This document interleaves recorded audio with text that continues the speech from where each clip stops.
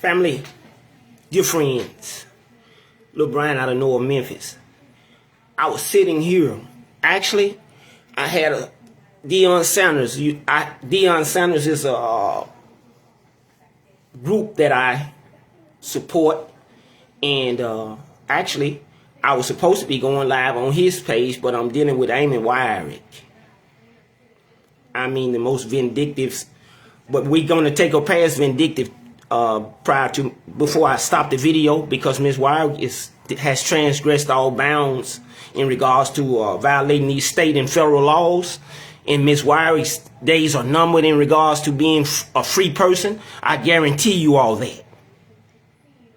I guarantee you Ms. Wyrick's time of injuring Lil Brian, that's why she nitpicking tonight and doing this little shit she did. She did by not enabling me to go up on Coach Prime. She's just a hater, a shit-eating hater. That's what she is. Don't you do me like that. Okay, I got it. She's a shit-eating hater. And I be laboring. See, I'm a perfectionist, really. Miss Wyrick had labeled me this rapist guy. Called every job. I can remember I was sitting here reminiscing. My topic tonight was going to be on the State of our Union on one of them, before she took one of them down, and I was going to discuss, I was just going to reflect on the 58 years that the Most High God has enabled me to be on the earth plane. He didn't have to do that for me. It was Pee Wee. I did on one of those posts, I was saying how Pee Wee and them used to tell me I wouldn't make it to be 16. I think crack hit North Memphis when I was about 13 or 14. I hit my first crack rock when I was 15. I won't divulge where I hit it at and how I began to use it. So I was a hell of a baseball and football player back in the day. I think I was a 5-star cornerback if they were grading us back then. But I can reflect, I was playing baseball with Michael Frazier. I used to go over there on Clarksdale, Michael Frazier. I know his grandfather and them no longer with us, but because they were old people then. But we were out there playing with the East Memphis Tigers, and this was after my brother had them stabbed Billy Russ over at Rose College. And I had them went to the jury trial and beat the case for him. So I'm out there, I'm playing good baseball for East Memphis Tigers. I play shortstop, I play second base, I play third base, I play outfield, I play anywhere. Then I can pitch too, right? So, but I hadn't been doing no pitching with the East Memphis Tigers. So we show up out here in Germantown somewhere, where Miss Wyrick and her people been set up shop forever. Billy Russell may have been at the game and I didn't see him, or some of his people. At any rate, I looked up the coaches that they had been real hostile toward me that week. I couldn't figure out what had flipped, what had changed. I was still this guy.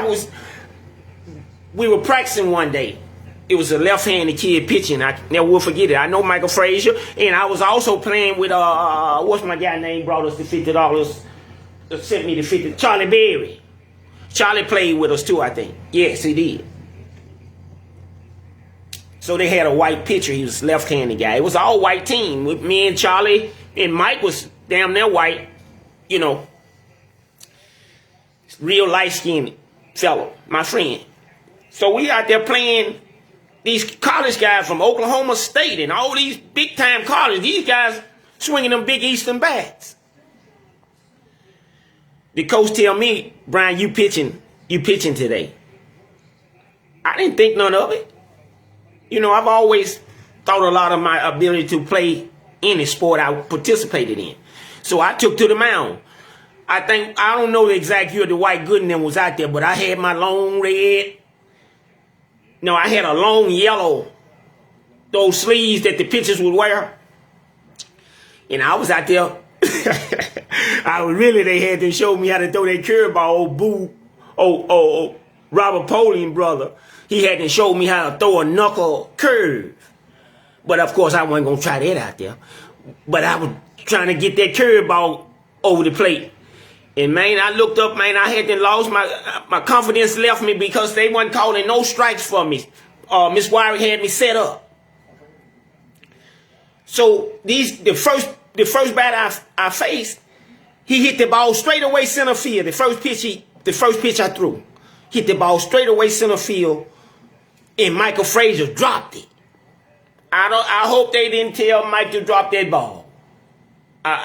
For years, I saw Mike again one time, but I never asked him, man, because if he had made that catch, I may would have went on like Dwight Gooden. But it went downhill after that.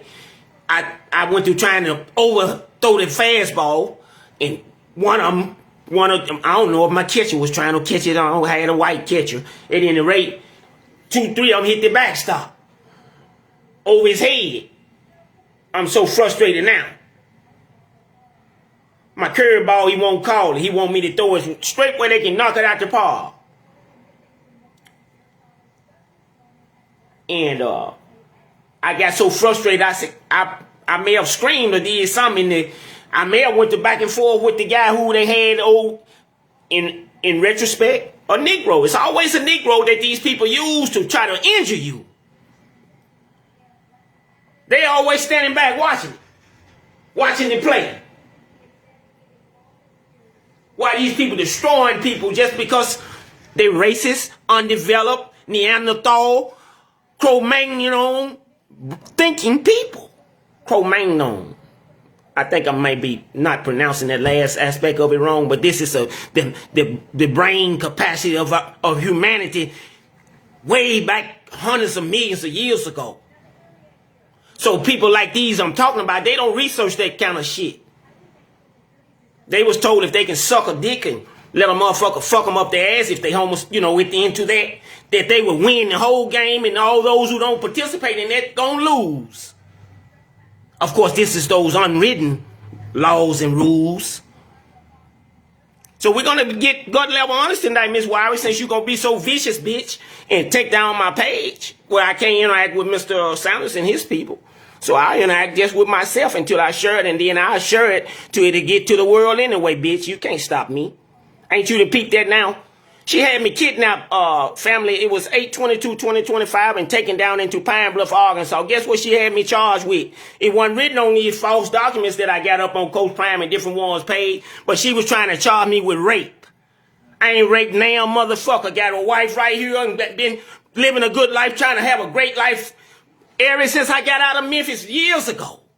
But Miss Wyrick has been able to pursue me, cross state lines, send her homicide detectives over the homicide to cross country to Phoenix, Arizona. I'm standing trying to live. They got bank accounts at Chase Bank. They got bank accounts here at different banks. And I look up, it's Lieutenant Kelly on the balcony reaching at his gun at me. And Beth Crouch of Beth Teenham of Governor Navzinger Krause of Empire Education Group. She's over in her SUV. Lieutenant Kelly up on the balcony with the crack smoking girl who had them been a witness. She was a part of a murder. She had them lured this guy, this scientist guy, lured him. So two of them degenerate ass white people who Miss Wyrick got on payroll killed the man.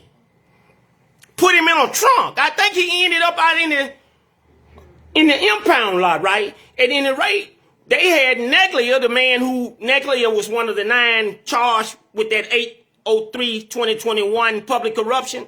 He and Egypt Berry was the one who came in this bank in Memphis, Tennessee after Miss Wyrick seized the bank in Cartersville, Georgia, 9/14/2020 some kind of way.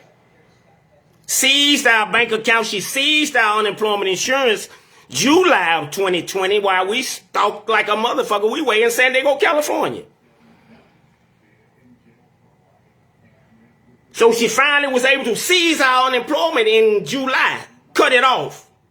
Stalking us all across country. We end up in Fillmore, Utah. We look up, Miss Wyrick got a team of motherfuckers. So an Empire Education Group, the beautiful group, Regis Salons got a team of motherfuckers on us. So back in the day, I had to sue because I had went to prison over in Arkansas. I threw a brick in the window and took some whiskey. I was sprung. They didn't have no cameras or no none. Hell, I was out of North Memphis. I was sprung. So I'm back in the backwoods and I caught a burglar of a building, right? Anyway, When I first got to Pine Bluff, Arkansas in 1990, I had them played against Archie Gunslinger Cooley. I was at Lane College.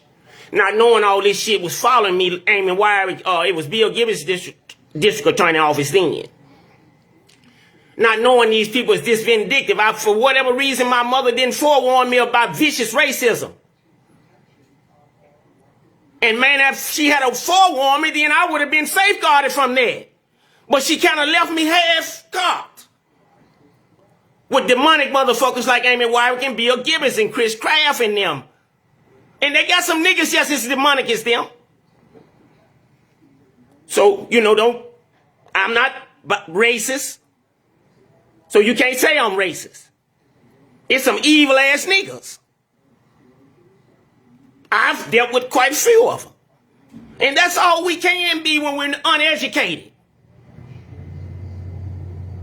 I'm wondering when people gonna start. I got these songs I've been sharing on my Facebook. Stephanie Mills and the guy Robert Brookins. And they asking, where's the love? Where's the love? Where's the love? Ain't no love no more. Every motherfucker trying to scheme. I come up there, me and my baby. I brought my baby up there with Lily up there. I'm up there in the shop in honor of his father. Mr. Robert Sims Sr., God rest his soul. So I come in the door, right? It's in disarray because Mr. Sims been gone since 11/11/2019. So me and baby walk in there in September, October of 2020. So they in disarray. Lily probably ain't got no motherfucking license. Them old ass women in there, they into everything. The motherfuckers probably ain't got no license neither. Everybody talking about they got it through apprentice. And me and my wife licensed though. But the old ladies in there, and Lily they done been talking to Eamon Wyrick. So they gonna work against me and my wife to cripple us. I believe they was trying to hit me. At any rate, I was talking about my UAPB because that's been vital in my life. I played against Coach Archie Gunslinger Cooley. It was homecoming there at Lane College 1989. I was a shutdown corner, Dion. They wouldn't throw it my way, man. I tell you, I went to 5 colleges, but in retrospect, the district attorney office of Shelby County has been calling into my jobs. I really look back to when I was 15 years old. In school and anywhere else they can call, and they was trying to get me destroyed before I can even get going. So I got in town in Pine Bluff. I played the first quarter against Archie Gunslinger Cooley. All the time, my coach them with that shit, and with my cousin Larry and Reginald Charles, they some vicious haters. They down in Jackson, Tennessee. Whole family haters, but my uncle E.C. Charles, God rest his soul. He's an awesome spirit. No, I'm not going to say that Anastasia and those young people are no haters. I'm not going to say that. I'll take that back. I'm going to say that Larry and Reginald are some hater motherfuckers, boy. And they know how, and they will beat a woman unmercifully. So when you say that about a man, you talking about a coward motherfucker, dick in the boot ass nigga. You see? But I played the one quarter against Coach Cooley. I'm shut down corner. I was standing behind the huddle when the team, whatever team we were playing, I was standing behind the defensive huddle because I'm going to the side where the number one receiver going. So I didn't know nothing about Robert Marshall or Ira Lee Brown or Winston Delaney or Chris Robinson or just a number of those guys. I didn't know nothing about them. Our coach was smoking crack, Lee Triplett Sr., and trying to screw all the young girls in sight. And if his wife catch him, he just like Larry and Reginald. He gonna beat her unmercifully.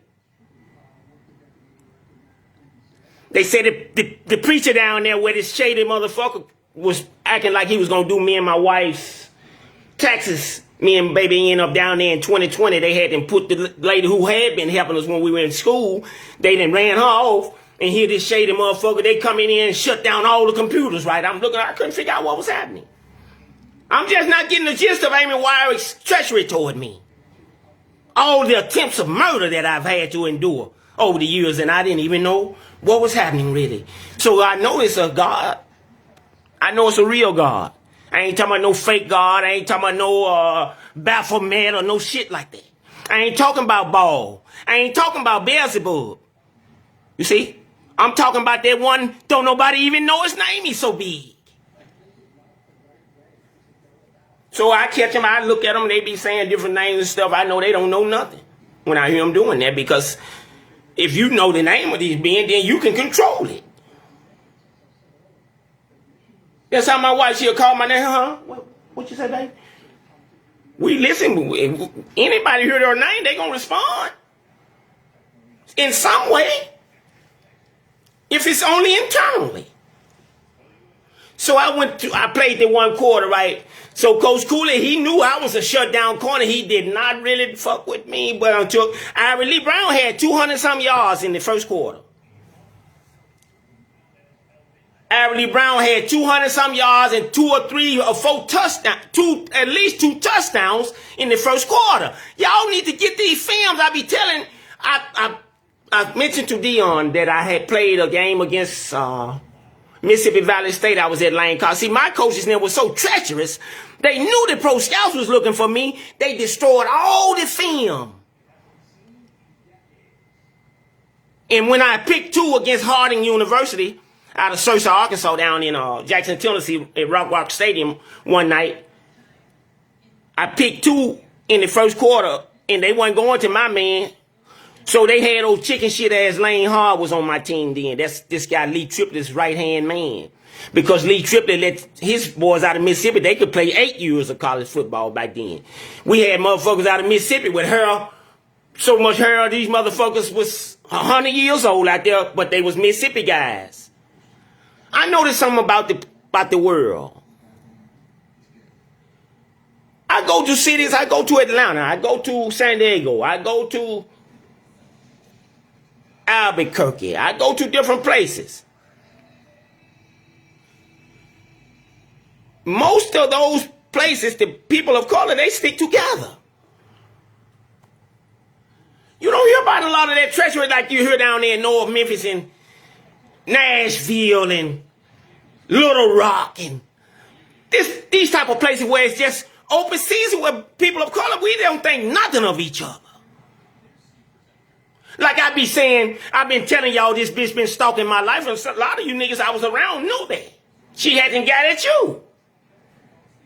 And you niggas won't send me in no I've got a wife. So chances are, hey man, I'm not finna come and fellowship and be around no motherfucker who won't honor me and he saw me at my weakest. You think I'm gonna come and fellowship with you and I'm at my best now? Michael Mason used to be on me real tough. It's my birthday, family. I'm made to be 58. By the grace of God. He loved me when I didn't even love nothing. Myself, nobody, nothing. I just wanted another hit of crack. I can remember one night I was right there, they had to set fire to the greenhouse that I lived in with Bean Pot, Hound, Mookie, Hardface, and me. Redmayne them would come in there, Johnny Hard, different ones that would come in there. We gambled, we had a ball in there. But it was closed now. The times had went on and people went on and I'm right there sprung though. So it was getting in the morning. And it was real, you know, that car wash back then, boy, they took a lot of them to that penitentiary. I mean, and buried them there. A lot of deaths on that car wash. But I was sitting there pushing that shooter. Mama dead. Miss Wyrick, niggas hunting me to kill me. My brother's been murdered. Miss Wyrick, them to suppress that. They the one murdered him. I bet you when they looked into, if y'all are looking into it, I guarantee you Amy Wyrick or she sent the murderers to murder my brother. Because it was the same time as they were scolding me, trying to kill me in the Brickish unit there in Arkansas. I had to throw the brick in the window again. But Miss Wyrick has been trying to make me out to be a rapist because when I got to town in Pine Bluff in 1990, I met this young girl. You see how I'm looking at 58? I just imagine me standing there at 21 or some of that nature and been running them heels and looking real good. So I'm standing there and I meet this girl. This girl told me she was 18. So I go down to the dorm. I take her to the dorm. So I'm out of Hollywood. I know how to get them to the killing floor. Shit. So I went to my dorm room. My Coach Black was there. That's one of the only things that saved me. Because there was a Othello cross there in Pine Bluff, Arkansas then. Mind you, I'm just getting there. Coach Triplett took me off the field in the first quarter. Coach Cooley hadn't studied me that whole first quarter. I looked up one play he called a play.